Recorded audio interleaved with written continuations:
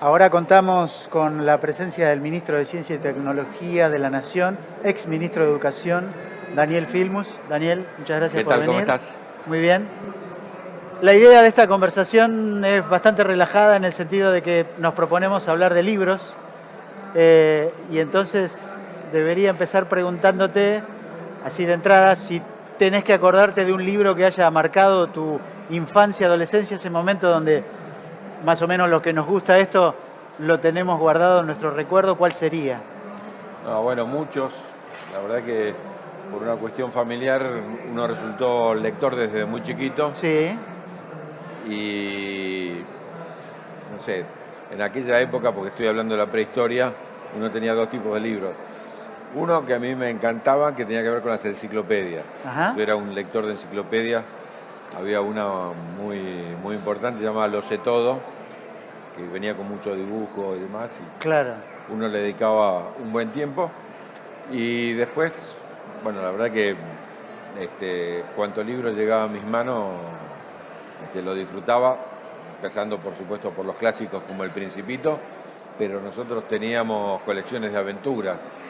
En aquella época casi no había claro. Programas para chicos en televisión, así que... Tantos estímulos audiovisuales como hay hoy, claro. Realmente nuestros padres, y se compraban en cuota.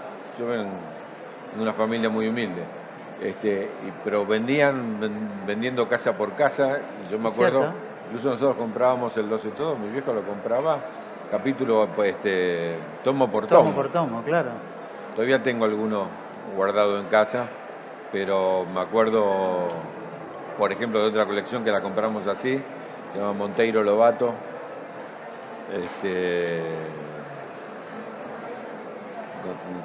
Por supuesto, Principito, bueno, Sí. todo libro que...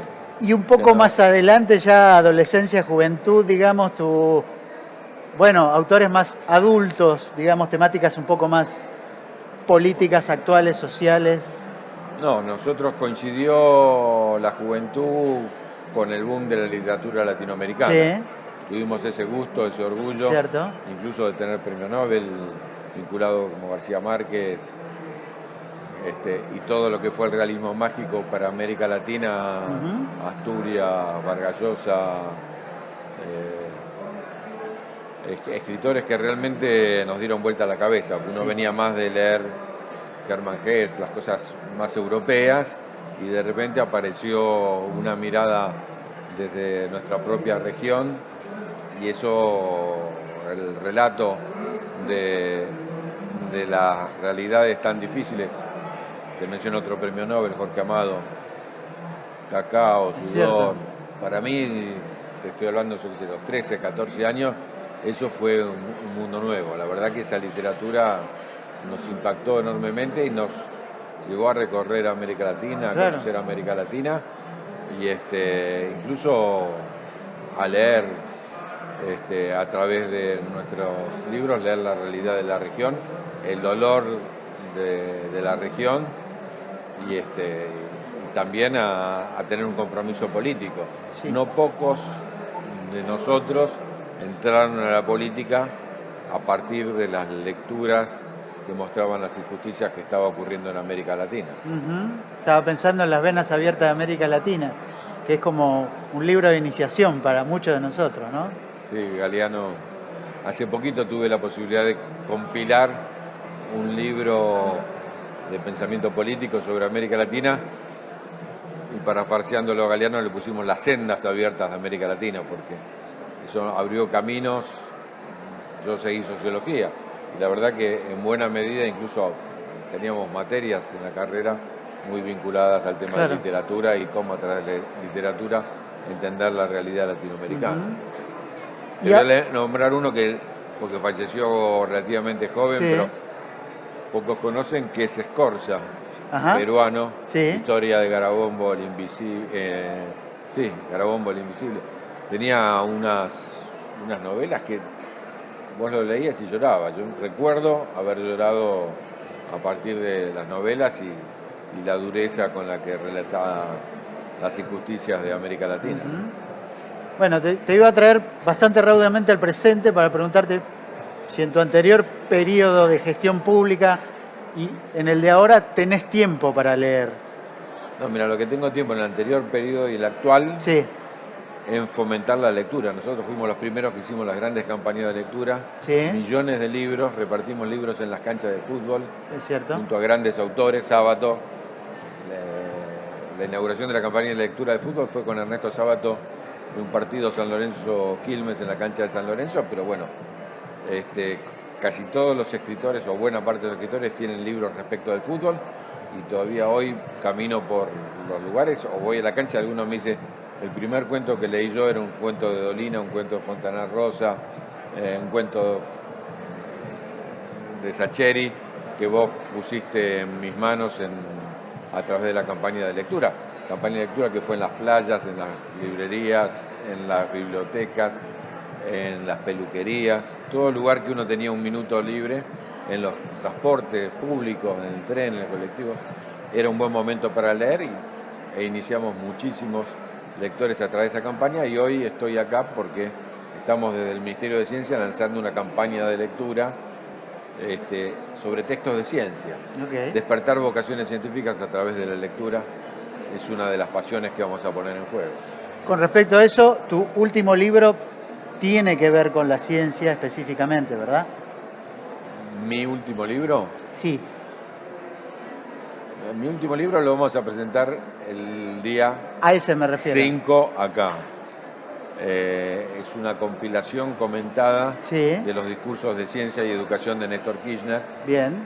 tomando 40 discursos de Néstor sobre educación y ciencia y haciendo un repaso de la gestión de él, y sobre si tengo, porque quedó pendiente ese tiempo para leer poco, fines de semana y vacaciones cuando uno tiene Sí. alguna semana de descanso, o como hoy terminé a las 7 de la mañana en el avión que volvía de Israel leyendo una novela ¿Cuál? lindísima cuyo nombre me va a costar recordar. Bien. Creo que es La única historia. Ok. Lindísima. Lindísima novela que terminé hoy a la mañana, porque el avión es un buen momento. Es un buen momento, claro. Bueno, y por último entonces tengo que preguntarte si este tiempo que nos tocó vivir, que ha sido tan particular, de alguna forma aceleró ciertos procesos dentro del ámbito educativo o específicamente en el conocimiento de la ciencia. Si lo ves como un buen momento en donde de alguna forma la ciencia se convirtió, ¿no? Las vacunas, quiero decir, comenzó a valorarse de otra forma ese tipo de desarrollo. Si lo ves Sí. como algo positivo dentro del bajón que significó la pandemia. Sí, la pregunta, hace poquito yo tenía que inaugurar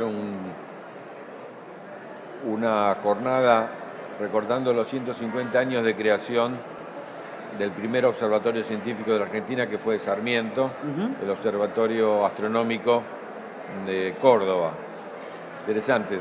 Fui a ver el debate que hubo cuando se creó, y la gran mayoría de los miembros del Congreso en aquel momento argumentaba que Argentina era un país muy pobre para invertir en ciencia. Creo que ese debate que se dio hace 150 años Sí. es el mismo debate que se da hoy. Y si hay algo que puso de relieve la pandemia, es que aquellos países que no manejan la ciencia y la tecnología dependen de otros. Los países que concentraron el conocimiento y concentraron la ciencia y la tecnología definieron la vida y la muerte en todo el planeta. Quienes tenían acceso a la vacuna y quienes no. Hoy todavía se vencen más vacunas en los países centrales que las que tiene África Sí. para resolver el problema de la pandemia. Entonces, la posibilidad que Argentina desarrolle, como yo tenía puesto recién, el barbijo, que se llama comúnmente barbijo del CONICET, ¿Es verdad? es la aplicación de la nanotecnología a la industria textil. Y Argentina no tuvo la posibilidad de testear a todos los que necesitaban porque no tenía un test de COVID propio hasta que los investigadores del CONICET lograron desarrollarlo. Teníamos que importarlos y no había. Y hoy estamos en el inicio del proceso de estudio por primera vez en la Argentina de los estudios clínicos de la primera vacuna nacional para el COVID esta semana. Hace un par de semanas el ANMAT lo autorizó y la primera vez que una vacuna va a tener todo el desarrollo nacional. Y esa vacuna, que va a ser una vacuna de refuerzo para el COVID, va a marcar el camino de que nosotros estamos en condiciones de competir con cualquier país del mundo en desarrollar nuestras propias vacunas. ¿Gracias a qué? No gracias al gobierno ni al Estado, ni a quienes nos toca gestionar, sino gracias a los científicos y las científicas que todos los días en condiciones muy difíciles llevan adelante la enorme y hermosa tarea de satisfacer la curiosidad humana a partir de resolver los problemas que tiene la gente con la herramienta enorme que es la ciencia. Me resolviste la última pregunta que te iba a hacer, que era justamente sobre la vacuna. Así que muchas gracias por tu presencia, Daniel. Ha sido un gusto. Gracias por preocuparse por la ciencia. Ahí va.